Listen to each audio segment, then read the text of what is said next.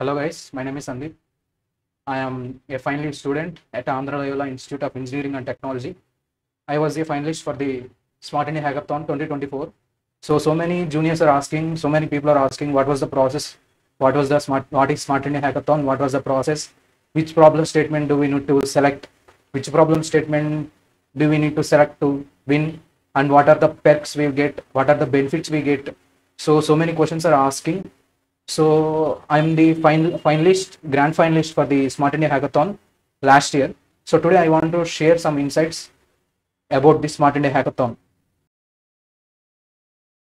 India hackathon అనేది central government every year organise చేస్తుంది అనమాట టెక్నికల్ పీపుల్కి especially for the students who are studying BTech. So smart India hackathon అనేది ఒక structural వేలో ఉంటుంది అనమాట. సో ముందుగా స్మార్ట్ ఇండియా హ్యాకథాన్ అనేది ఒక central government Indian government every year organise చేస్తుంది అనమాట స్మార్ట్ ఇండియా హ్యాకథాన్ని. సో స్మార్ట్ ఇండియా హ్యాకథాన్ చాలా బెనిఫిట్స్ అయితే ఉంటాయన్నమాట దీంట్లో విన్ అవుతాయి. సో 1 lakh వరకు ప్రైజ్ మనీ ఉంది. అదేవిధంగా మీరు ఇంప్లిమెంట్ చేసిన ప్రాబ్లమ్ స్టేట్మెంట్కి వాళ్ళు దాన్ని స్టార్టప్ కూడా కన్వర్ట్ చేస్తారు. సో అదేవిధంగా మీకు నెట్వర్కింగ్ ఆప్షన్ ఉంటుంది, మీకు నెట్వర్కింగ్కి చాలా బాగుంటుంది. అదేవిధంగా మీరు చాలా నాలెడ్జ్ అయితే గెయిన్ చేసుకోవచ్చు. So this is about the smart India hackathon. First ఏంటంటే స్మార్ట్ ఇండియా హ్యాకథాన్ ప్రీమియర్గా ఒక ప్రాసెస్ జరుగుతుంది అనమాట. సో సెంట్రల్ గవర్నమెంట్ ఏం చేస్తుందంటే ఇండియాలో ఉన్న డిఫరెంట్ మినిస్ట్రీస్కి వాళ్ళ మినిస్ట్రీలో కానీ వాళ్ళ సెక్టర్లో ఉన్న ప్రాబ్లమ్స్ని మెన్షన్ చేయమని సెంట్రల్ గవర్నమెంట్ వాళ్ళకి చెప్తుంది అనమాట. So for example ministry of railways కానీ మినిస్ట్రీ ఆఫ్ యానిమల్ హస్బెండరీ కానీ సో వీళ్ళంతా ఏ ప్రాబ్లమ్ని అయితే ఫేస్ చేస్తున్నారో సో వాటిని స్మార్ట్ ఇండియా హ్యాకథాన్ పోర్టల్కి ఇస్తారనమాట.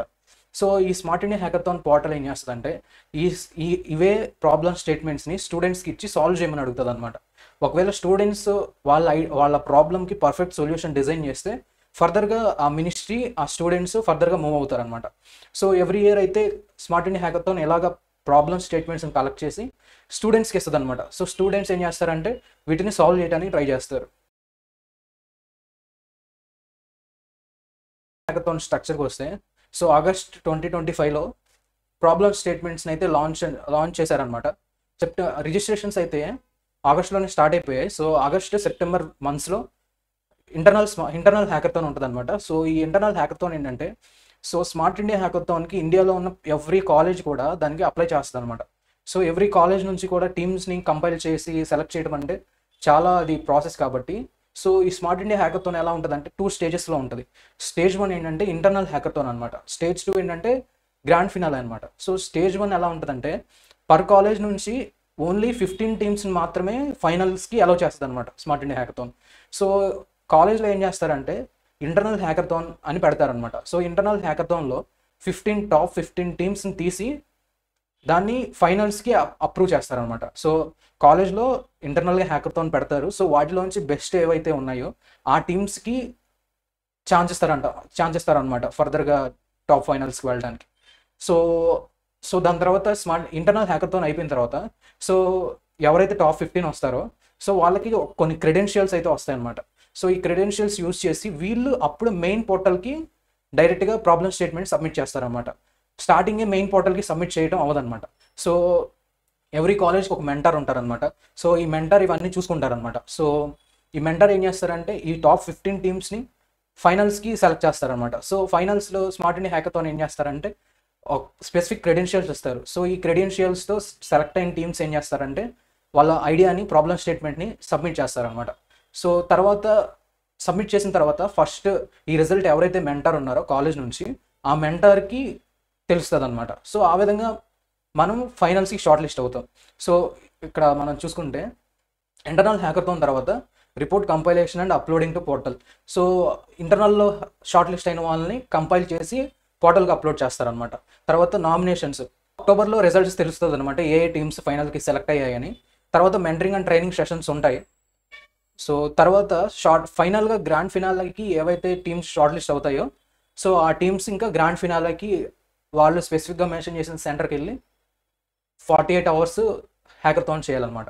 సో మా కేసులో అయితే మాకు ఎన్ఐటి శ్రీనగర్ పడింది. సో మేము ఎన్ఐటి శ్రీనగర్ వెళ్ళి ఫైనల్ హ్యాకథాన్ అయితే చేసాం మేము.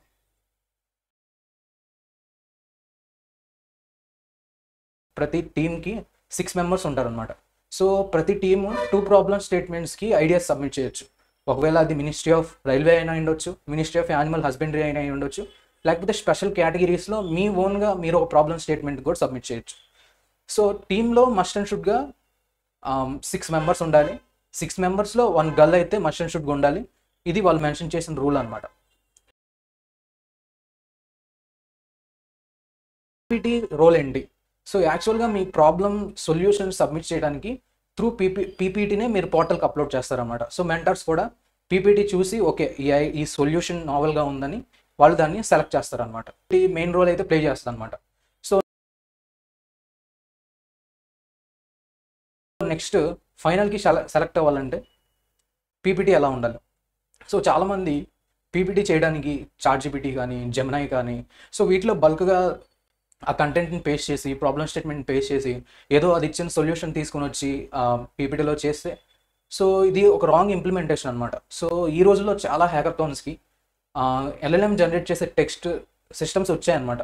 సో జడ్జెస్కి ఈజీగా అర్థమైపోద్ది ఇది ఓన్ ఐడియానా లేకపోతే ఏదైనా వేరేనా అని. సో అప్పుడు మనం ఏం చేయాలంటే, మీరు ఫర్దర్గా ఏ వెబ్సైట్ అయినా రెఫర్ చేసుకోవచ్చు, బట్ పీపీటీ ప్రజెంట్ చేయడానికి మాత్రం, పీపీటీ చేయడానికి మాత్రం మీరు ఓన్గా టైప్ చేసి కానీ మీరు ఓన్గా చేస్తే బెటర్. అదేవిధంగా పీపీటీలో కూడా బల్క్ అమౌంట్ ఆఫ్ టెక్స్ట్ ఉంటే జడ్జెస్ ఇంట్రెస్ట్ చూపిరు అనమాట, ఎవల్యూటర్స్.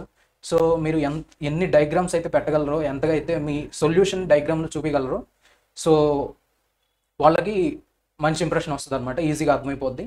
అదేవిధంగా 6 స్లైడ్స్ ఉంటాయి అనమాట. 6 స్లైడ్స్కి ఎక్సీడ్ అయ్యి అయితే మనం పీపీటీ చేయకూడదు. టీమ్ ఫార్మేషన్ ఎలాగా? సో టీమ్కి వచ్చేసి 6 మెంబర్స్ ఉండాలి. టీంలో మస్ట్ అండ్ షుడ్గా 1 గర్ల్ అయితే ఉండాలి. సో టీంలో ఎలా ఉండాలంటే, ఒక 3 మెంబర్స్ టెక్నికల్గా స్ట్రాంగ్ ఉండే వాళ్ళని తీసుకోవడం బెటర్. తర్వాత ఒక 2 మెంబర్స్ బాగా మాట్లాడేవాళ్ళు, బాగా ప్రజెంటేషన్ స్కిల్స్ ఉండేవాళ్ళు.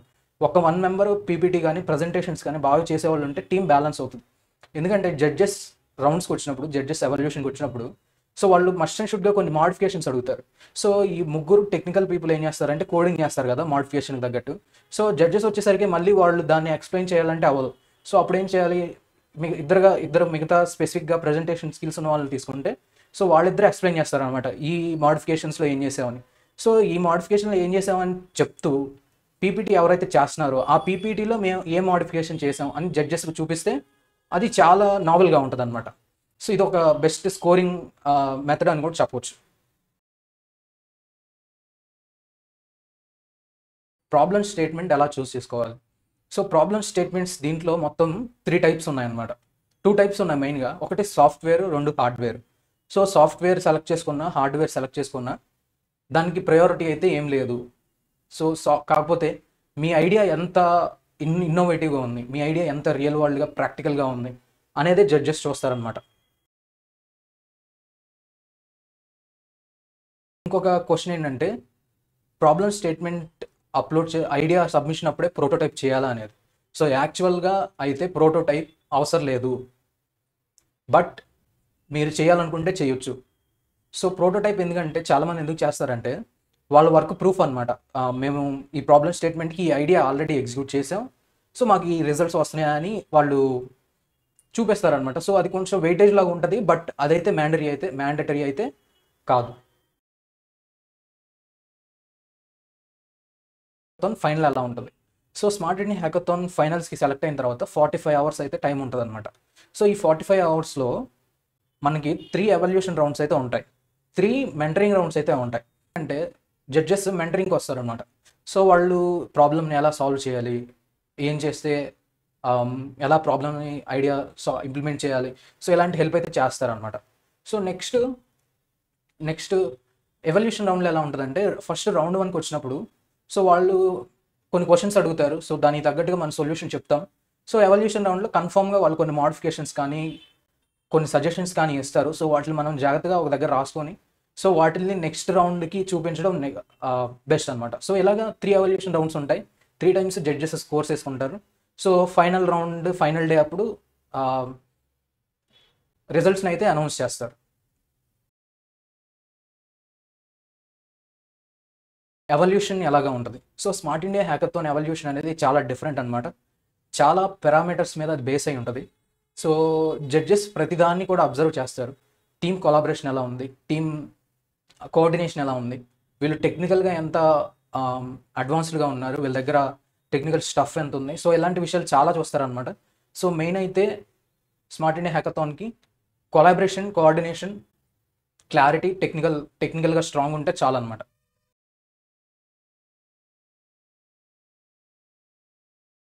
రోల్ ఎంతవరకు ఉంటుంది? సో యాక్చువల్గా మెంటర్ కూడా ఫైనల్స్కి మనతో పాటు రావచ్చు. సో మా కేసులో కూడా మా మెంటర్ అయితే మాతో పాటు వచ్చారు, మనకి హెల్ప్ కూడా చేయొచ్చు. బట్ చాలా ఎక్కువగా అయితే ఇన్వాల్వ్ అవ్వకూడదు అనమాట. జడ్జెస్ దాన్ని కూడా అబ్జర్వ్ చేస్తారు. వాళ్ళు ఫైండ్ అవుట్ చేస్తే మాత్రం కష్టం.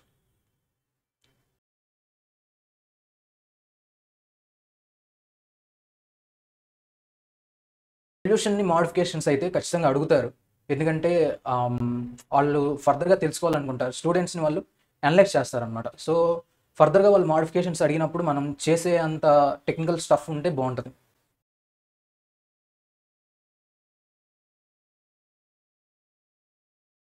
ఫర్ ఎగ్జాంపుల్ చాలా వాటికి ఏపీఐ వాడవచ్చా, చాట్‌జీపీటీ ఏపీఐ వాడవచ్చా, లేకపోతే జెమినీ ఏపీఐ వాడవచ్చా? సో ఇలాంటి క్వశ్చన్స్ అయితే చాలా మందికి ఉంటాయి. మీరు వాడొచ్చు, but priority for example me opposite team కనుక వాళ్ళు ఓన్గా మోడల్ని ఇంప్లిమెంట్ చేస్తే సో వాళ్ళకి వెయిటేజ్ వెళ్ళిపోతుంది అనమాట. సో మీరు జస్ట్ చాట్‌జీపీటీ వ్రాపరే కదా మీరు చేసేది. సో మ్యాక్సిమం మీరేం చేస్తారంటే ఏపీఐస్ వాడాలి అనుకుంటే వాడండి. బట్ మీ ఆపోజిట్ టీమ్స్ మాత్రం ఓన్గా మోడల్ క్రియేట్ చేశారా, సో వాళ్ళ మీదకి ఎక్కువ వెయిటేజ్ వెళ్ళిపోతుంది.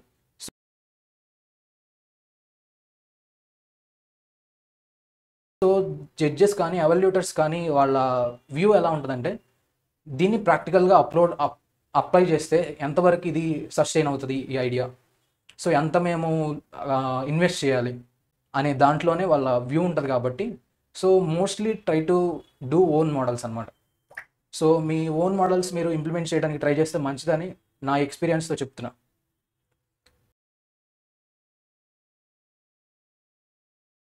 బెనిఫిట్స్ ఏమొస్తాయి smart India hackathon? So smart India hackathon గెలిస్తే మీకు చాలా బెనిఫిట్స్ ఉన్నాయి. సో ఫస్ట్ వన్ ఏంటంటే మీకు 1 lakh ప్రైజ్ మనీ వస్తుంది. సెకండ్ ఏంటంటే మీరు నెట్వర్కింగ్ మీరు ఇంప్రూవ్ చేసుకోవచ్చు. చాలామంది టెక్నికల్ పీపుల్ ఐఐటీస్ నుంచి, ఎన్ఐటీస్ నుంచి చాలామంది వస్తారు. వాళ్ళతో మీరు మాట్లాడవచ్చు, కోఆర్డినేట్ అవ్వచ్చు, ఫర్దర్గా మూవ్ అవ్వచ్చు. మూడోది ఏంటంటే మీ ఐడియా కనుక చాలా యూనిక్గా ఉంది అంటే దాన్ని వాళ్ళు ఫర్దర్గా కంపెనీ స్టార్టప్ లాగా కూడా వాళ్ళు గవర్నమెంట్ చేయడానికి వెనకడుగేది.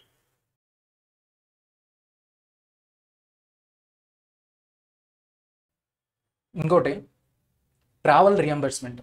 సో ఒకవేళ మీ టీం ఫైనల్కి సెలెక్ట్ అయింది అంటే సో గవర్నమెంట్ ఏం చేస్తుంది అంటే మీ ఖర్చుల్ని రియంబర్స్మెంట్ చేస్తుంది. సో పర్ హెడ్ 5,000 ఇస్తుంది అనమాట. సో ఫస్ట్ అయితే మీరు మీ ఓన్ డబ్బులు పెట్టుకుంటే తర్వాత వెళ్ళొచ్చిన తర్వాత గవర్నమెంట్ ఏం చేస్తుంది అంటే మీ ట్రావెల్ ఎక్స్పెన్సెస్, మీ బిల్స్ ఇవన్నీ తీసుకొని వాళ్ళు ఫర్దర్గా మీకు రియంబర్స్ చేస్తారు.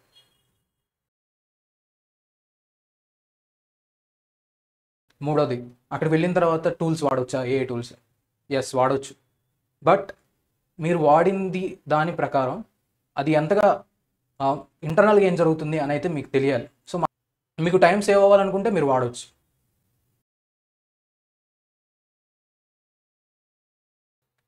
సో ఫైనల్గా tips and tricks. So as a ఫైనలిస్ట్గా last year smart India hackathon as a ఫైనలిస్ట్గా సో నేను ఇచ్చే టిప్ ఏంటంటే సో ఫస్ట్ మంచి టీం ఫామ్ చేసుకోండి.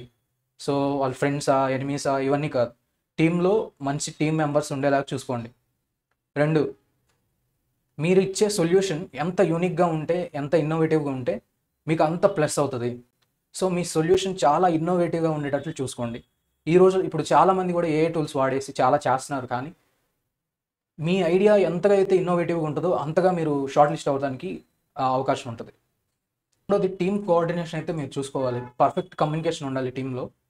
సో పర్ఫెక్ట్ క్లారిటీ అనేదైతే మీ టీంలో అయితే ఖచ్చితంగా ఉండాలి. సో ఇంకొకటి ప్రజెంటేషన్ ఇచ్చేటప్పుడు కూడా చాలా కాన్ఫిడెంట్గా ప్రజెంటేషన్ ఇవ్వాలి. సో వీటి మీద కూడా మీ ఎవాల్యుయేషన్ బేస్ అయి ఉంటుంది. సో బ్రీఫ్గా ఒకసారి మళ్ళీ చెప్తాను. So smart India hackathon central government ఎవరి ఇయర్ చేస్తుంది అనమాట. సో ఈ స్మార్ట్ ఇండియా హ్యాకథాన్ స్ట్రక్చర్ ఎలా ఉంటుందంటే ముందుగా మీరు రిజిస్టర్ అవ్వాలి. రిజిస్టర్ అయిపోయిన తర్వాత ఇంటర్నల్ హ్యాకథాన్ క్వాలిఫై అవ్వాలి.